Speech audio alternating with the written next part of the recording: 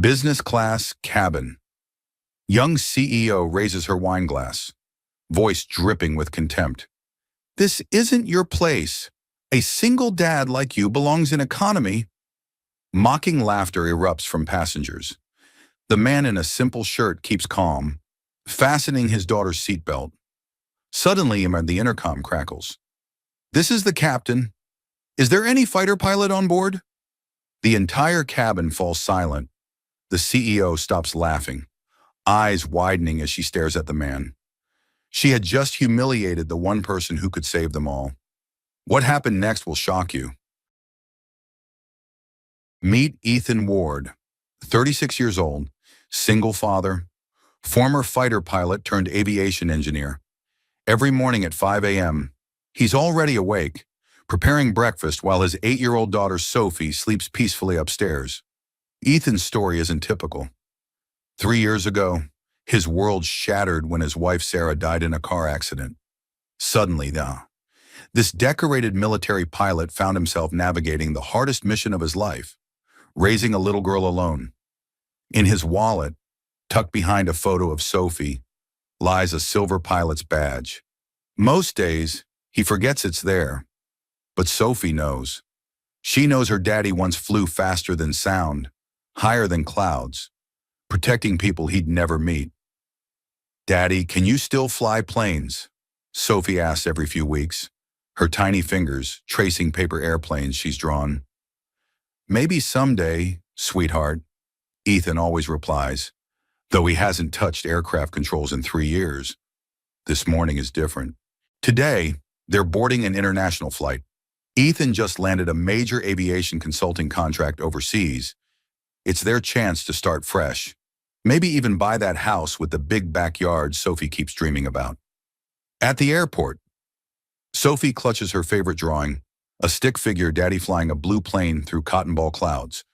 Her backpack bulges with crayons and sketch pads. She's convinced they're going on the greatest adventure ever. First class?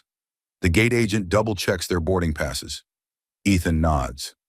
The company paid for premium seats. For once, he and Sophie will travel in comfort. As they walk down the jet bridge, Sophie bounces with excitement. Daddy, are we really flying in the fancy part? Just for today, princess. They find their seats in business class. Sophie's eyes widen at the spacious cabin, the leather seats, the little bottles of water already waiting. She's never experienced luxury like this. Ethan helps her buckle up, then settles into his own seat. Around them, other passengers board.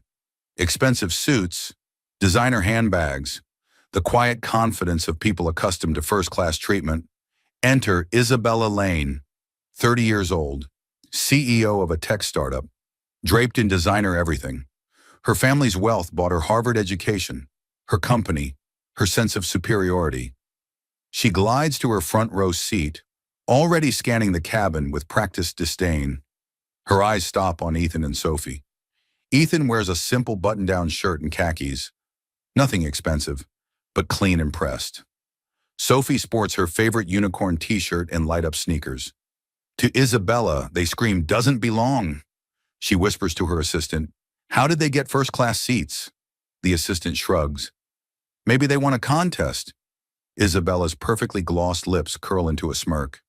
Charity cases. Meanwhile, Ethan helps Sophie organize her coloring supplies. She pulls out her drawings, including one of Daddy in a pilot uniform, silver wings gleaming on his chest. "Can I show everyone my pictures?" Sophie asks innocently. "Maybe later, sweetheart. Let's let people get settled first." Sophie nods, carefully placing her drawings back in her backpack. She doesn't notice Isabella watching, judgment written across the CEO's flawless face.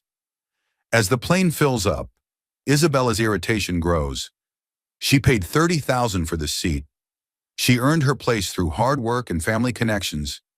These people clearly don't understand the unspoken rules of first-class travel.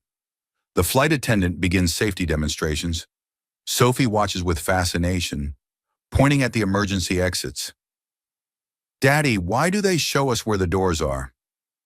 "Just in case we need them," Ethan explains softly. But we won't? He has no idea how wrong he is. Hold on, let us know. From which city are you watching? It's amazing to see how far stories like this can spread. Subscribe if you want to see the twist unfold with us. And now, back to the table where everything changed.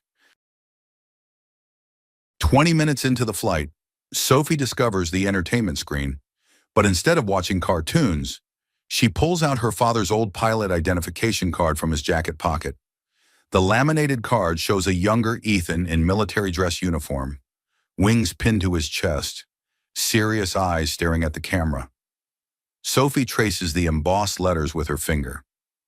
Major Ethan Ward, United States Air Force. She reads slowly, proud of every syllable. Isabella's ears perk up. She turns in her seat, studying the card in Sophie's hands. Plastic toys, she says loud enough for nearby passengers to hear. How fitting. Sophie looks up, confused. It's not a toy. It's Daddy's real pilot card. Isabella's laugh sounds like breaking glass. Sweetie, real pilots don't sit back here with their children. They're flying the plane. Several passengers chuckle. The sound makes Ethan's jaw tighten, but he keeps his voice gentle. Sophie, put that away, please. But Daddy, I wanted to show... Not now, Princess. Isabella isn't finished. She stands wine glass in hand, addressing the cabin like she's giving a boardroom presentation.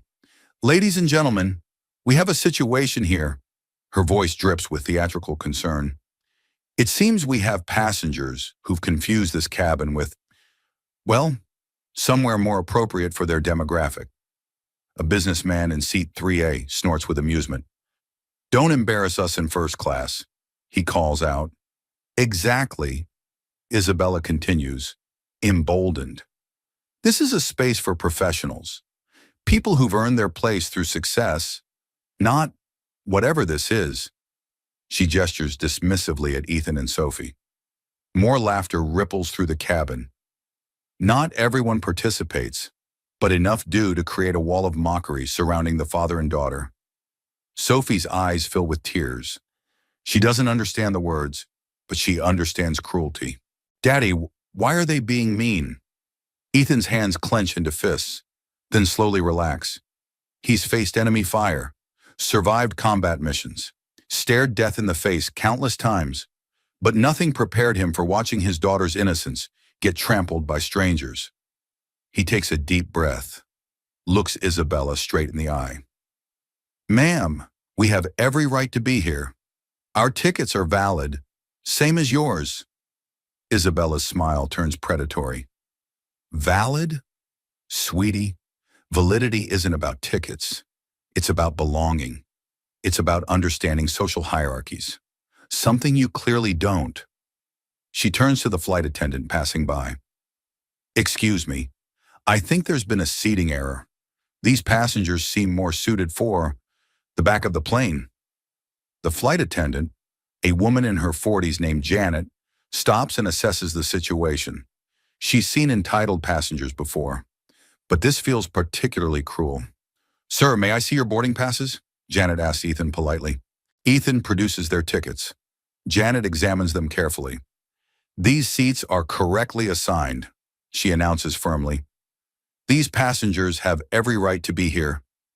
Isabella's cheeks flush pink beneath her makeup. This is ridiculous. Do you know who I am? A passenger, same as everyone else. Janet replies coolly before moving on. But Isabella isn't deterred. She raises her voice again. This is exactly what's wrong with airlines today. No standards, no class distinction. Anyone with a credit card thinks they can buy their way into spaces meant for their betters. The businessman in 3A raises his glass. Here, here. Some people need to know their place. A woman across the aisle joins in. I paid good money not to sit next to this. The mockery intensifies. Sophie buries her face in her father's arm, shoulders shaking with silent sobs. Ethan wraps his arms around his daughter, shielding her from the cruelty. His voice remains steady, but his eyes burn with controlled fury. Sophie, listen to me, he whispers. These people don't know who we are. They don't know what we've been through, what we've sacrificed, what we've earned. One day they'll understand. Isabella overhears and laughs mockingly. Oh, this is rich. What have you earned exactly? A participation trophy? A Employee of the Month parking spot? She takes another sip of wine, feeling invincible with the crowd's support. Let me guess, she continues. You're some kind of mechanic? Maybe a security guard? Definitely blue collar. Definitely not first-class material. The cabin erupts in renewed laughter. Even some passengers who initially stayed quiet begin whispering and pointing. Sophie lifts her head, tears streaming down her cheeks. My daddy is the best pilot in the whole world, she declares with 8-year-old conviction. This triggers the biggest laugh yet. Pilot? Isabella clutches her stomach dramatically. Oh, honey, janitors who clean plain bathrooms probably call themselves pilots too. The humiliation reaches its peak. Sophie's sobs become audible. Ethan's composure cracks slightly, his breathing becoming measured and controlled, the way it used to before combat missions. He looks around the cabin at the faces laughing at his daughter's pain. Memorizes them, says nothing. Instead, he gently adjusts Sophie's seatbelt, checks her comfort, whispers reassurances in her ear. Every movement deliberate, calm, precise, like a pilot running pre-flight checks. 30 minutes later, the plane begins to shake. Not normal turbulence. This is different, violent, unpredictable jolts that send drinks flying and passengers gripping their armrests. The cabin lights flicker ominously. Sophie whimpers, clinging to her father's arm. Around them, nervous murmurs ripple through first class. Isabella grips her wine glass, her earlier confidence evaporating with each tremor. Ladies and gentlemen, this is Captain Rodriguez. The intercom crackles with static and tension. We're experiencing some technical difficulties with our autopilot system. Please remain seated with your seatbelts fastened. The shaking intensifies. Oxygen masks drop from overhead compartments. Several passengers scream. Isabella's face goes pale beneath her perfect makeup. The businessman in 3A isn't laughing anymore. He's frantically typing on his phone, probably trying to reach his lawyer or his wife. Daddy, I'm scared, Sophie whispers. Ethan's training kicks in automatically. His breathing slows, his heart rate steadies, his eyes scan the cabin, assessing exits, calculating angles, reading the aircraft's behavior through vibrations most passengers can't interpret. This isn't just autopilot failure. The plane is fighting its pilots. It's going to be okay, princess, he tells Sophie calmly. Remember what I always say about flying? The plane wants to fly, Sophie recites through her tears. You just have to help it remember how. Another violent shake sends Isabella's wine glass crashing to the floor. Red liquid spreads across the pristine carpet like blood. The intercom crackles again. Captain Rodriguez's voice is strained now, professional calm barely masking desperation. This is the captain speaking. I need to make an unusual request. Is there any fighter pilot currently on board this aircraft? Please identify yourself to the flight crew immediately. The entire cabin falls dead silent. 150 passengers hold their breath. The only sound is the aircraft groaning against forces trying to tear it apart. Isabella's eyes dart around the cabin, looking for someone to step forward. Anyone. The businessman in 3A stares at his phone helplessly.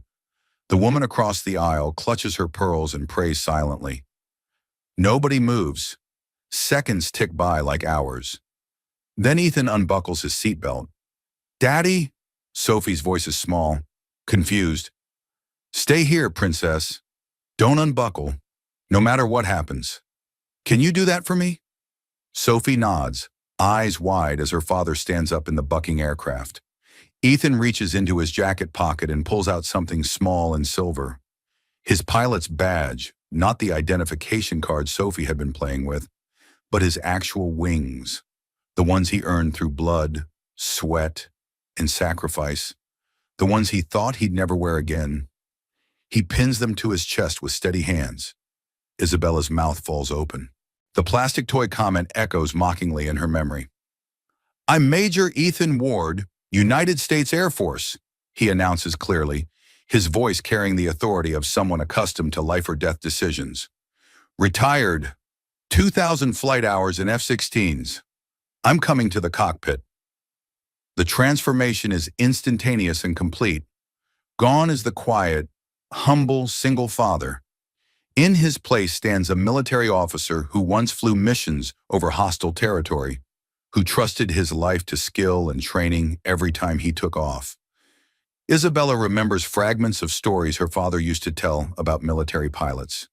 Elite warriors, the best of the best. Something about a legendary pilot nicknamed Ghost who could fly anything, anywhere, anytime. No, it couldn't be. Ethan moves toward the cockpit with the confident stride of someone who belongs in aircraft, not passenger cabins. Flight attendants part before him like he's royalty. "Wait," Isabella calls out desperately. I'm sorry. I didn't know." Ethan pauses, turns back briefly. His eyes find hers, and for a moment, she sees something that makes her blood freeze. Not anger, not revenge. Just the calm, calculating assessment of a man who spent years making split-second decisions in combat. "Ma'am," he says quietly, "I suggest you pray that I'm as good as my daughter believes I am." Then he disappears into the cockpit. Through the thin walls, passengers can hear urgent voices, rapid-fire technical discussions, the sound of switches being thrown and systems being reset. The plane's violent shaking gradually begins to smooth out. Isabella sits frozen in her seat, mind racing. She remembers now her father's war stories about a pilot who saved his unit in Afghanistan. A pilot who could fly damaged aircraft that no one else could handle. A pilot they called Ghost because he appeared out of nowhere when hope was lost. Major Ethan Ward, the Ghost, and she had mocked him, called him unfit for first class, humiliated his daughter. 20 minutes pass. The aircraft stabilizes completely. Through the cockpit door, they hear Captain Rodriguez's voice, but now it's filled with relief and admiration. "Ladies and gentlemen, we've successfully resolved our technical difficulties thanks to Major Ward's assistance. We'll be making an emergency landing at Denver International Airport in approximately 15 minutes. Emergency crews are standing by as a precaution, but we expect a normal landing." The cabin erupts in cheers and applause, but Isabella can't join in. She's too busy remembering every cruel word she spoke, every laugh she encouraged, every moment she destroyed an 8-year-old's faith in humanity. The businessman in 3A looks around nervously. Did he say Major Ward, the fighter pilot? "Ghost Ward?" whispers the woman across the aisle. "My husband served in the Air Force. He told me stories." As word spreads through the cabin, the atmosphere shifts dramatically. Whispers become murmurs, become excited conversations about the legendary pilot sitting 3 rows back, or rather, currently saving their lives in the cockpit. Sophie sits alone in her seat, clutching her drawings, watching adults who laughed at her father now speak his name with reverence and awe. She doesn't understand why they're suddenly interested in what she knew all along. Her daddy could always fly higher than anyone. When Ethan finally emerges from the cockpit, the entire cabin stands and applauds. His shirt is rumpled, sweat beads on his forehead, but his eyes hold the quiet satisfaction of a job well done. He walks back to his seat like he's walking through a corridor of fame. Isabella tries to catch his eye, to mouth an apology, but Ethan only has eyes for his daughter.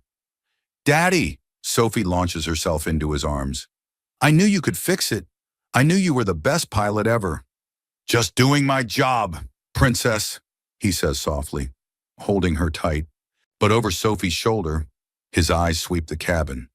Every passenger who laughed, every face that mocked his child, they all see him now.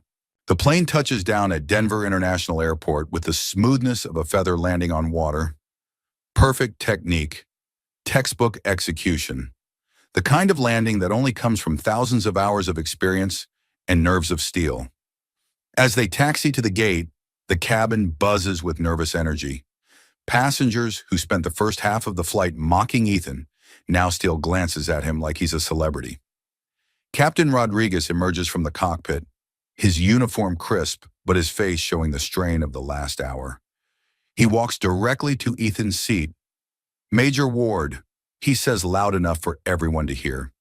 "On behalf of myself, my crew, and every soul on this aircraft, thank you. What you did in that cockpit, I've been flying for 23 years, and I've never seen anything like it." He extends his hand. Ethan stands and shakes it firmly. "The hydraulics were completely shot." Captain Rodriguez continues, addressing the cabin now. "We had no automated systems, no computer assistance. This man flew this aircraft manually for 27 minutes. In my opinion, he didn't just assist, he saved every life on this plane." Spontaneous applause erupts throughout the cabin. Real applause this time, not the polite clapping of earlier. This comes from genuine gratitude and amazement. Isabella watches from her front row seat, her hands trembling slightly. The businessman in 3A, who called Ethan embarrassing just hours ago, now claps enthusiastically. "Major," Captain Rodriguez adds, "I've already contacted my airline's executive team. There will be a full investigation, and I'm recommending you for the company's highest civilian honor." Ethan nods graciously but seems uncomfortable with the attention. "I just did what needed doing. Captain, any pilot would have—" "No," Captain Rodriguez interrupts firmly. "Any pilot would not have done what you did.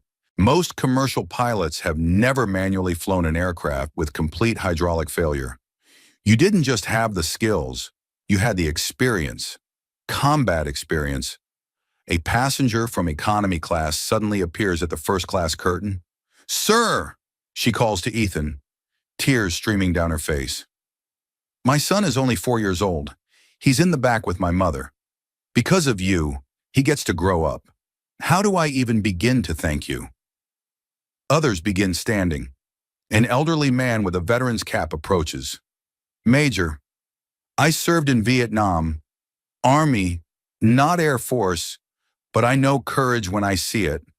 Thank you for your service, then and now."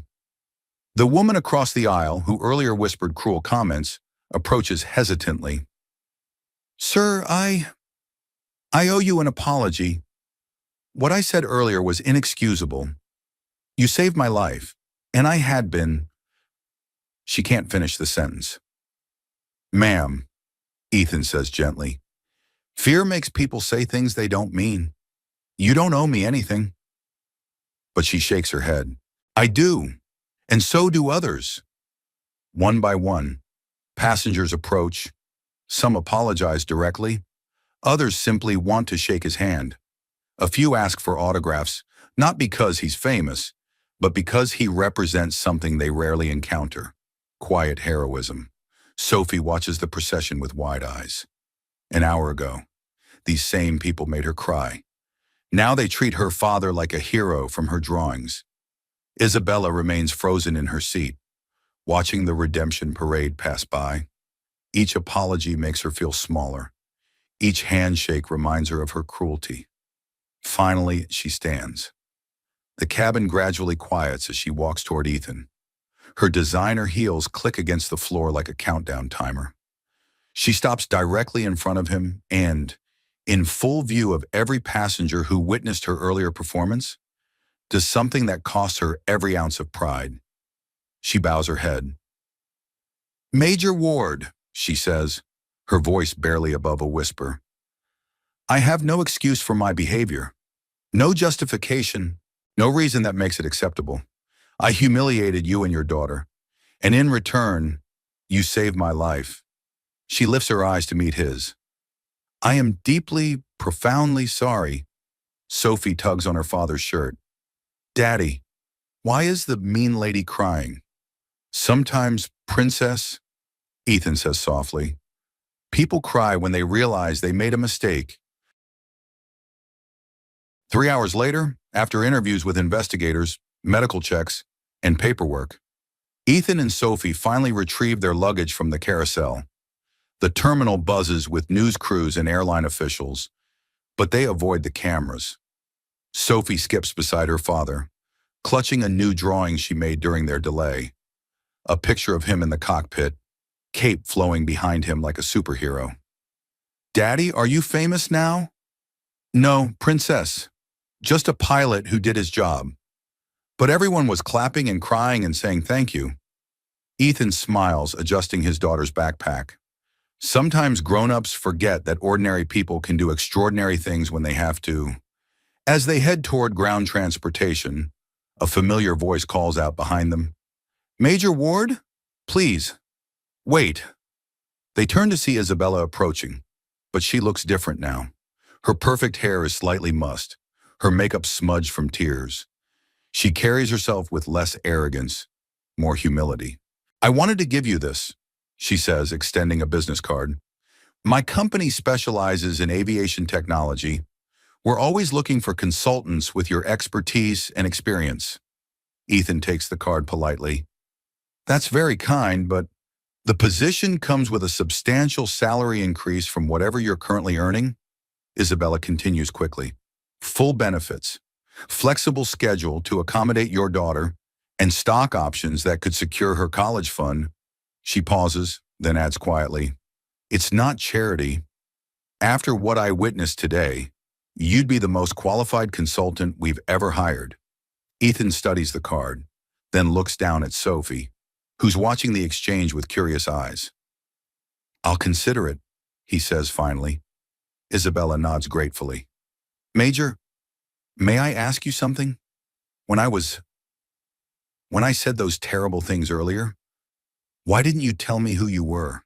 You could have stopped it immediately." "Coroner." Ethan is quiet for a long moment, watching other passengers reunite with their families.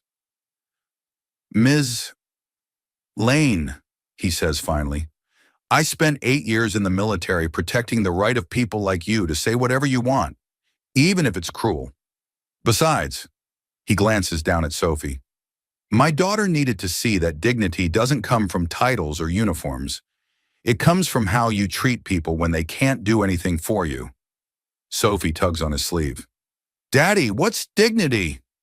"It's flying high, even when other people try to keep you on the ground." "Princess."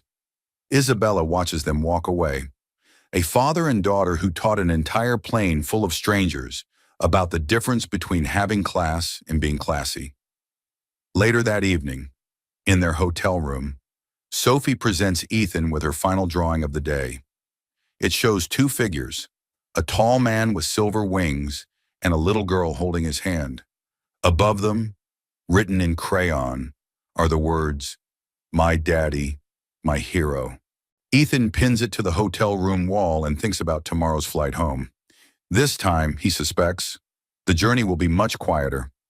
Subscribe if you believe true dignity always takes flight.